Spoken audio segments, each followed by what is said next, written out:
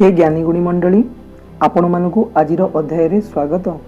यही कलिकाल पुरुष छुआ जन्म कला परे विश्व केउं अघटन मान घटिब ताहा आज अध्याय आमे आलोचना करिबा।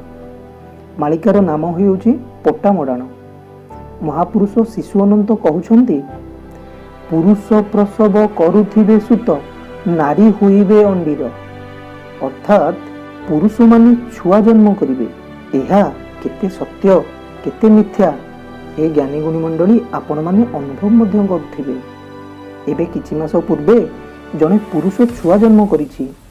छुआ जन्म करी मध्य से बहुत खुशी अनुभव करुछि। सेही कथा को महापुरुष 500 वर्ष तले भविष्यवाणी करिथिले। ताहा एबे गोटिके परे गोटिए सत्य होई चलछि।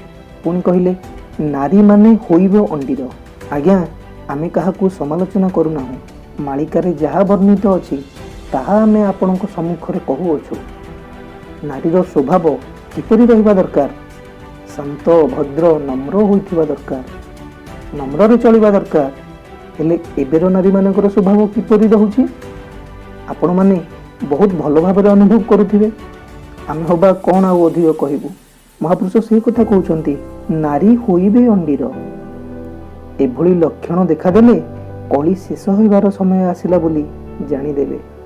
सेतिपई महापुरुष कहउछन्ति, हे कलिहत मानव, निजर आचार विचार स्वभाव को परिवर्तन कर, नहेले पापी मानक भली विनाश हेबो।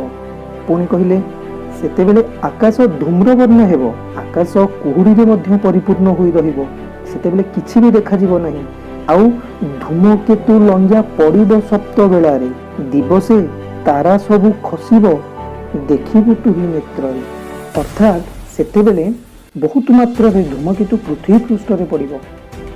एही कथा को मध्य नासार साइंटिस्ट माने एहा भी कहउछन्ति।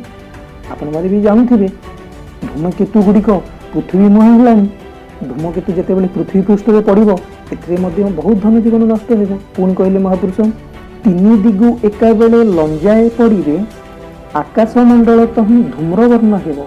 अर्थात पूर्व पश्चिम उत्तर दिगरु धूमकेतु मान पड़िबे, बहुत मात्रा रे पड़िबे। आ सेतेबेले आकाश धूम्रवर्ण देखा जिवो, चारियाडे कुहुड़ी सदृश देखा जिवो। आ सेतेबेले सारा दुनिया महरग हो जाइथिबो, जहा कि गोटे जिनिसर मूल्य 10 गुणा लखा बढ़ी जाइथिबो। जहा फल कि गोटे गरीब श्रेणीर लोक मानक पई बहुत कष्ट साध्य होई जिवो गोटे जिनिसटे किनिला बेलकू। महापुरुष सेया कहिले सेतेबेले बहुत महरग होइबो। जेमिति कि हमर पाकिस्तान रे बे केउ भली परिस्थिति होईछि आपण तो देखुथिबे।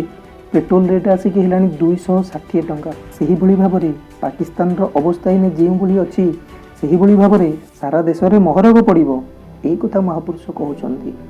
आज्ञा मालिका वचन न होइबो आन। मालिकार वचन मालिकार कथा गुडिक केबे भी हेले मिथ्या जीव नाही। यह अवश्य घटिबो।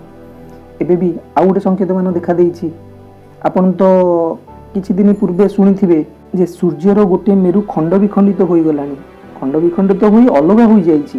आपण तो सुनिथिबे, न्यूज सुनि देखुथिबे। एही भली भाबरे चारियाडे सब अघटन मान घटिबो। पुणी कहिले रात्र रे आदित्य उदय होइबे, पश्चिम दिगरु जान, जुग शेषे पक्षी एक कथा जानिबु, निश्चय एहु प्रमाण। हे ज्ञानी गुणी मंडली, अविश्वास हेले मध्य कथाटी सत।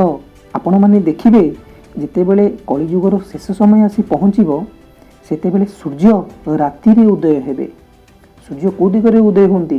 पूर्व दिगरे उदय होंती। किनु महापुरुष कहउछन्ति सूर्य पश्चिम दिगरे उदय हेबे आ राति रे ही उदय हेबे। ए कथा आपण माने अवश्य देखिबे। सेथि पई आमे कुपथ को छाड़ी भल रास्ता को पड़ी आसिबा दरकार। साधु मानकर बाणी को सुनी कार्य रे लगाइबा दरकार। नहेले महापुरुष कहउछन्ति पापी मानकर जेउ भली भाबरे विनाश हेबो आमर मध्य से भली विनाश होई जिवो। ज्ञानी गुणी मंडली, आज तो समय होई गलानी। आज पई हमको विदाय दियंतु। आसंता अध्याय रे देखा हेबो।